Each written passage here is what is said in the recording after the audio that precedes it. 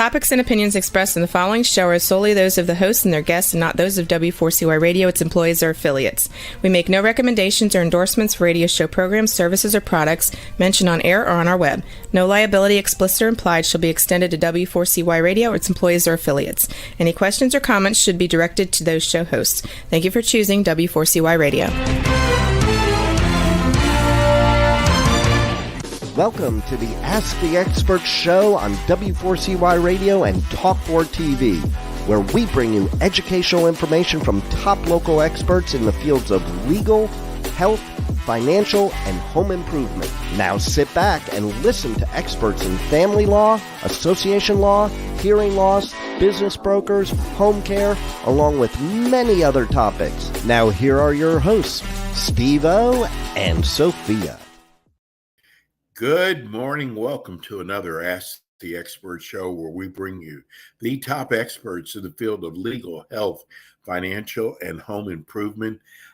Today's show is we are modulating to the entire United States. We normally just do it through Atlanta and Georgia, but this show is going to be covered in all of our markets. I must say that our next guest, our expert, has become my favorite show to do, and that's about doing 60 shows a week. I love doing this show, and it's mainly because I have so much respect for Dr. Eldred Taylor of the Taylor Medical Group. We have, over the years, we have learned so much about functional medicine, and I consider Dr. Taylor one of the top doctors in the United States. And what's so great about it is you can contact Dr. Taylor's office from anywhere in the United States. Let me welcome him now. Good morning, Dr. Taylor. Hello. Good morning, Steve. How are you doing? You know what, Dr. Taylor, first of all, I love your story. I think it's an incredible story for an incredible doctor. Let's start off. Tell people about your practice and how you got to going from a OBGYN doctor to functional medicine. Yeah, well, I am a native of Nashville, Tennessee, and I went to Vanderbilt University in Nashville and came to Atlanta to go to Emory to medical school, and then I did a residency in obstetrics and gynecology, and went out to practice obstetrics and gynecology. And after about 7 or 8 years of doing this, my wife started to having issues that should be associated with what an OBGYN should know how to do. She was having irregular periods and mood swings and just not feeling herself. And about that time, I had a patient come in and asked me about natural hormones and about progesterone. And I really didn't know that much about it. And I didn't think a patient could teach me much about it. But she gave me a audio tape that me and my wife listened to.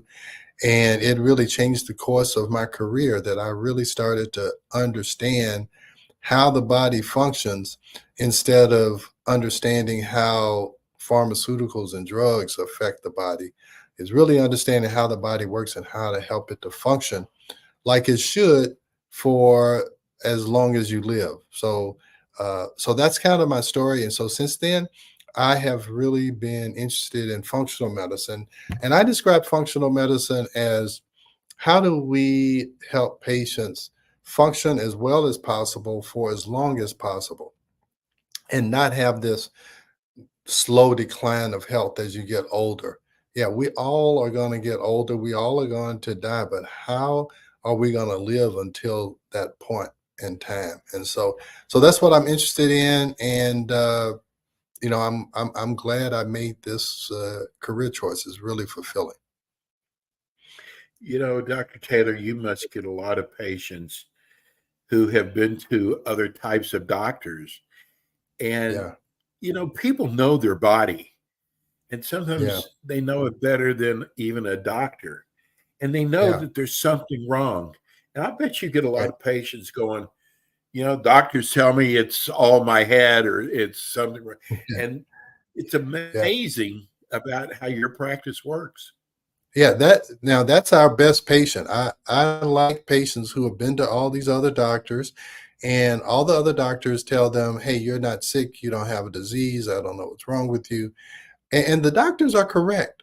They don't have a disease. And uh, in order to meet the criteria for a disease, you have to have these certain lab values. You have to these certain indicators on certain MRIs or whatever. And so you have to enter the disease state because that's what we've been taught. We've been taught how to diagnose and how to treat diseases. So if you don't have a disease, it's hard for us to diagnose it and it's hard for us to treat it. But if you have some dysfunction, and so that's what the patient is saying. The patient said, I know I'm not well. I know I'm not functioning like I used to, and something is wrong. The patient is 100% right. They're not functioning well.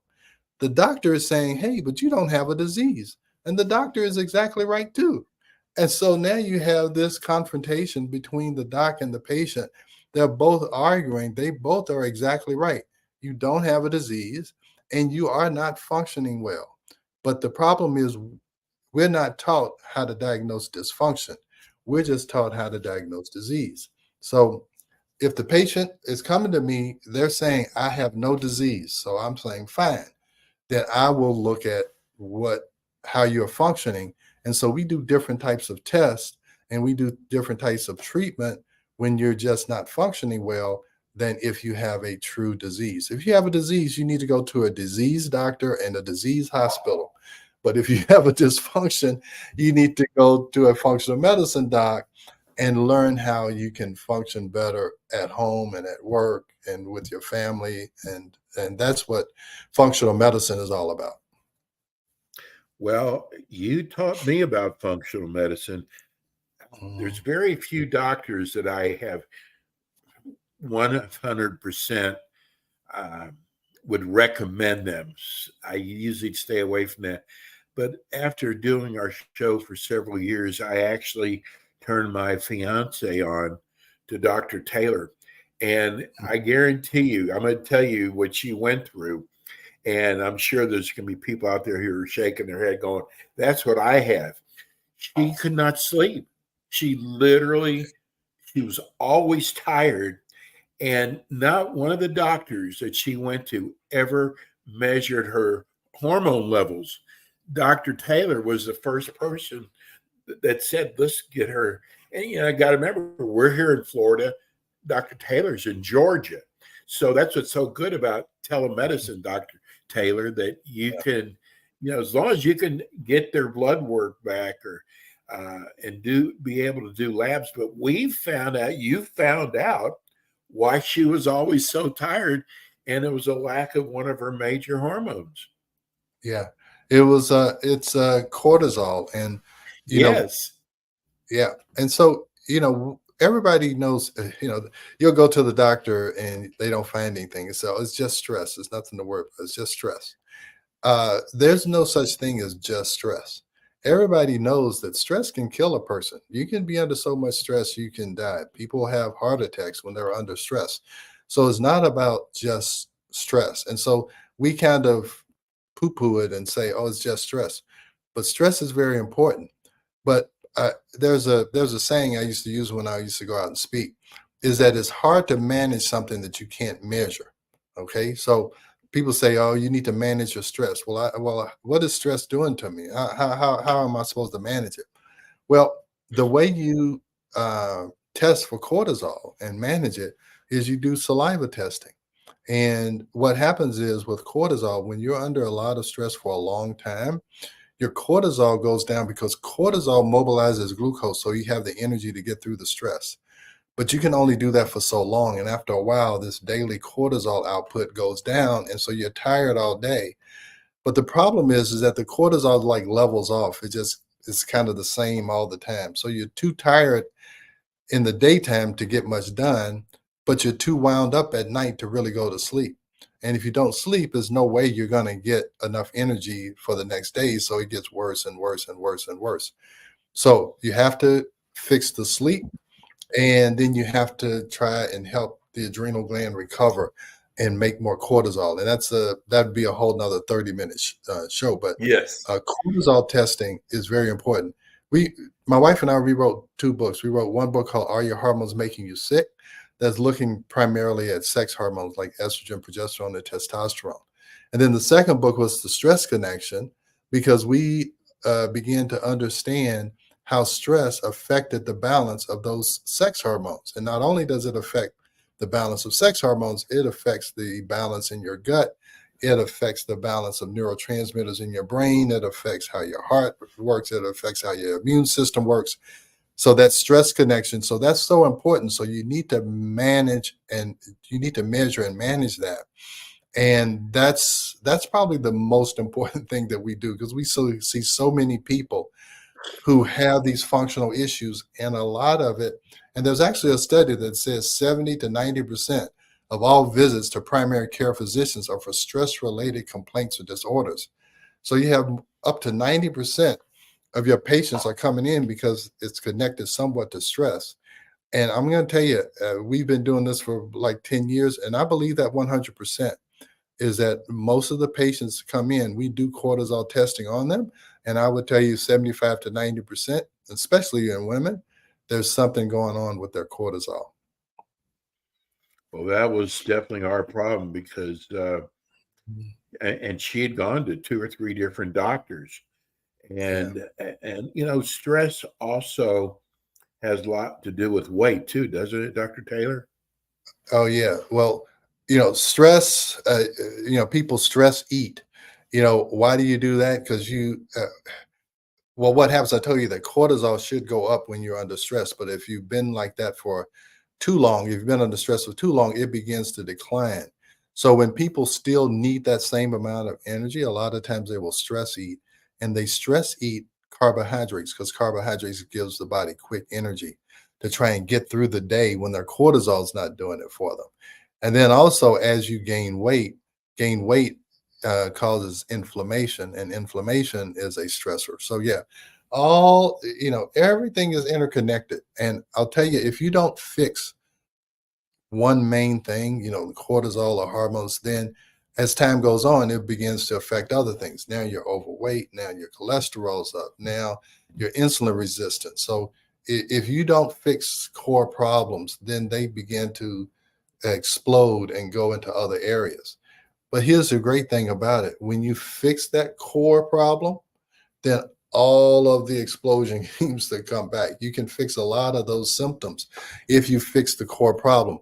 The problem in the way we were taught is to give some kind of drug for symptom relief. So you're going after all of these symptoms.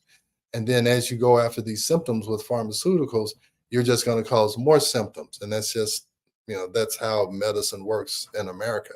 When you fix the core, a lot of things get better because you're fixing the primary problem. And that's what we're looking at. And when you say 75 to 90% is associated with stress, then you need to go where the money is. I mean, it's usually something to do with stress. Yeah, it's really sad what stress can do to your life. We're going to be talking about ED today and peptides, but I want to get one thing, because Dr. Taylor offers we're now calling it the skinny injection. And I just want to tell everybody, it really and truly works. I've been on it for 3 months now, and I could talk on it for hours. It's the first thing Dr. Taylor is, I guess I saw Oprah Winfrey talking about how she's no longer going to be on Weight Watchers. And Weight Watchers is a way of, I just think it's impossible to be able to live that way, counting points all day long. And this injection is just, and I hate shots, Dr. Taylor. I've told you on the, and a lot of times I have gone to give myself this injection in my stomach, and I have to look down because I don't even feel it at all. I have to make sure that I've injected myself. But it really works, and I know people have heard about side effects. And the only thing I've experienced once in a while, a little, and I mean very little bit of nausea, and it goes Yeah. away. And that's Yeah. it. Yeah. The what I tell patients is, look, hey, look, all I need you to do is do this shot once a week.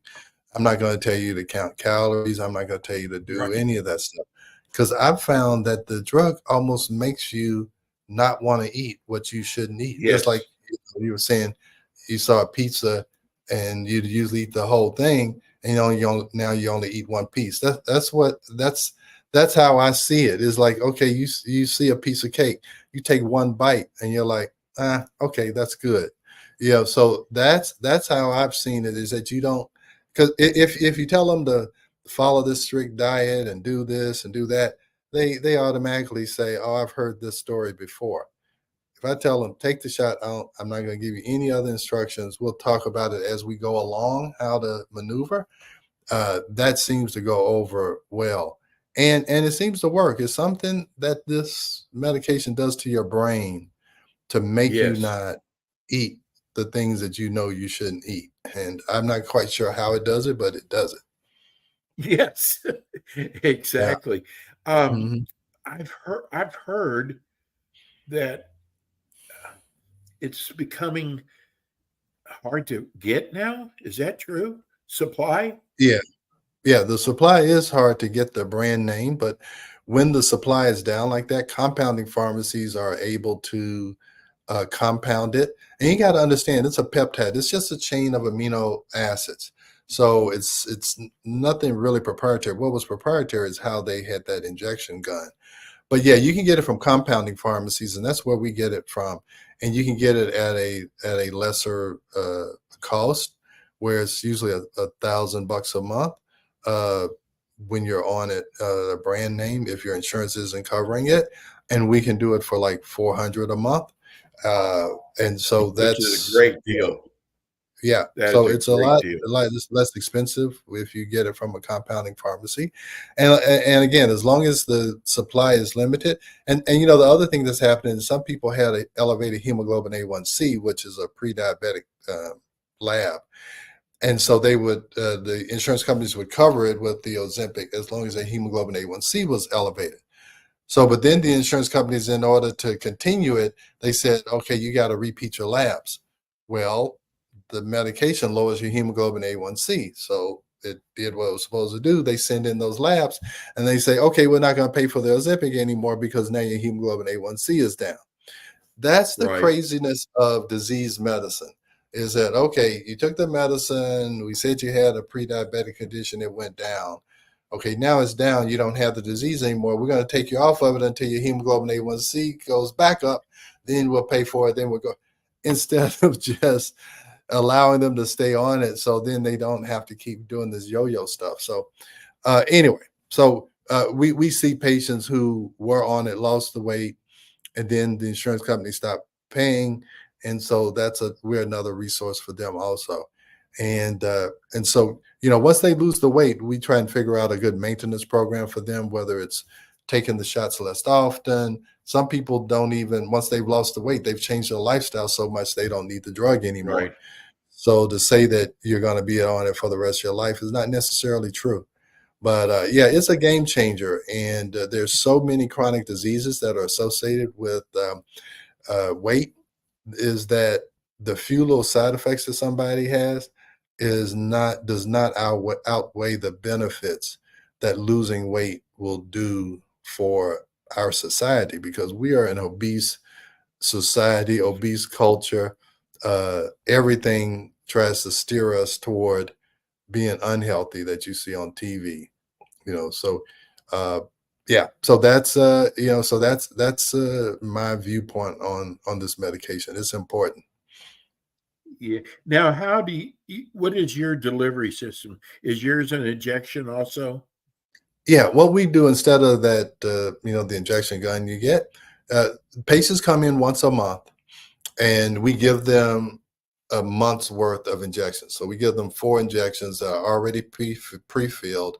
That the Right. initial visit, we teach them how to do it, and they do it. So then every month they come in, and then we do what we call a bioimpedance analysis, or it's a body composition analysis. The one thing that you have to be concerned about is that you don't want the patient to lose muscle. You want them to lose fat. You don't want them to lose muscle. So every month we're looking at their body composition. And if they start to lose muscle, we're going to tell them to increase their protein, increase their weight bearing exercise, because losing muscle is not good weight loss. Losing fat, losing excess fluid is. So then that next month we double that dose. So we double that dose every month for the first 4 months until they get to that highest dose. And some people get to a certain dose, they're losing weight, they go one dose higher, they start to have a little nausea, and we'll pull them back to another dose. But so we are managing them that whole first 6 months. And then after that, we try either, if they want to lose more weight, we continue, but a lot of them have reached their goal in 6 to 8 months. Then we try and figure out a maintenance plan for them, what'll work to help them keep the weight off. Does your maintenance plan, because I've heard some people now, instead of doing it weekly, they're now doing it 1 injection a month as a maintenance. Do you agree with that? Oh, yeah. Yeah. And some people do it once a month. Some people take half the dose every 2 weeks.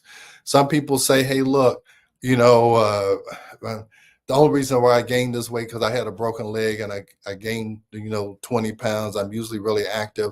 If I can lose this 20 pounds, I'll go back to doing and so those people lose the weight, and then they go and do what they were doing to keep the weight off before, and they don't need it at all. So everybody's different. And I would say probably 25% just get off of it. Another 25% continue to take it every week. Another one every 2 weeks, 3 weeks, 4 weeks. So yeah, everybody's different. And so we kind of help figure out what works best for them. And also a lot of times they gain the weight because their hormones were out of balance. So now they've lost the weight, their hormones are in balance, and it's a lot easier for them to control their weight. How much of it, and we had planned to talk about ED today and peptides, and I apologize. It's just we are inundated by callers, viewers wanting to know about this injection. And just now, I've got 4 text messages. What do you tell your patients when they do have a little nausea? Do you have them take anything? Well, they can, but here's how I explain it to them, is that the medication is slowing down your stomach emptying. Okay. So I tell patients all the time, hey, look, when you feel that first feeling of feeling full, you need to stop, because they're so used to eating. Yeah, they're so used to eating a certain amount, especially when they first start. Okay, I got a hamburger. Okay, I'm going to start eating the hamburger. So now you eat 1 bite, you eat 2 bites, you start to feel a little full, but you're like, I only ate 2 bites. So then you eat 2 more bites. Now you're going to get nausea because your stomach is still trying to deal with those first 2 bites, because your stomach is slowing down its emptying. So if your stomach can't empty that way, it's going to try and empty this way. So the key is pay attention to that full feeling. We have become obese because we have overridden the full feeling. Okay, because we've supersized and we do all of this, and we think portions should be these huge portions. So your brain has you've overridden that signal. Is now you can't hear that signal anymore. So now this peptide reinstates that signal, and you're just surprised that signal is showing up so early because you've been overeating all your life. So that's how you combat the nausea. Yeah, I usually don't try to medicate something away. You try and figure out functionally what's happening, and what's happening is they're eating like they normally eat, and they have to really slow down. So I tell them, hey, you feel that first full feeling? Go wash the car, go do something for an hour or so. Let your stomach empty. Then you can come back and eat 2 more bites. So it may take you 3 hours to eat something that you usually ate in 30 minutes or 3 minutes. So that's the difference. Well, I got to tell you, I've taken so many supplements that were suppressants, food suppressants. And I got to Yeah. tell you, none of them ever worked for me, ever. And Yeah. I got to tell you, it is so, I've been on this for 3 months now. I'm still so blown away that I got a hamburger the other day because it was fast, which is usually the reason why we eat most junk food. But I took one bite out of it, and it was like I had to throw it away. I just something in the brain just says I don't want it anymore. Yeah. It's what I'm saying. It does something to your brain too. And again, I was, I did it and I lost like 20 pounds, and then now I'm kind of like I take the smallest dose maybe once a month. I probably could do without it because it has permanently changed how I look at food. I mean, it really does. I don't have any sweet cravings. I don't overeat. I have to almost like, I should eat something. It's not like, I got to eat. So it permanently changes, your relationship with food, and that's the problem with our culture. Most things, Mother's Day is going to come up. What do? You go to a brunch and you overeat. Yeah. 4th of July, Memorial Day. What we're going to do? We're going to go and eat too much barbecue and too much potato salad or whatever. Every Sunday, what do? We go to brunch, we overeat, we drink. I mean, everything. Our whole culture revolves around eating, and we eat too often and we eat too much. And this peptide is kind of introducing ourselves to how we really should. How we really should consume food and consume nutrition. And it's not about, overeating. It's about eating what is necessary. Now, if you break your leg, don't call Dr. Taylor. Don't call me. But let's tell people how they can reach you, Dr. Taylor. Yeah, well, my website is taylormedicalgroup.net, taylormedicalgroup.net, and our email is info@taylormedicalgroup.net. You can call us at 678-443-4000, 678-443-4000.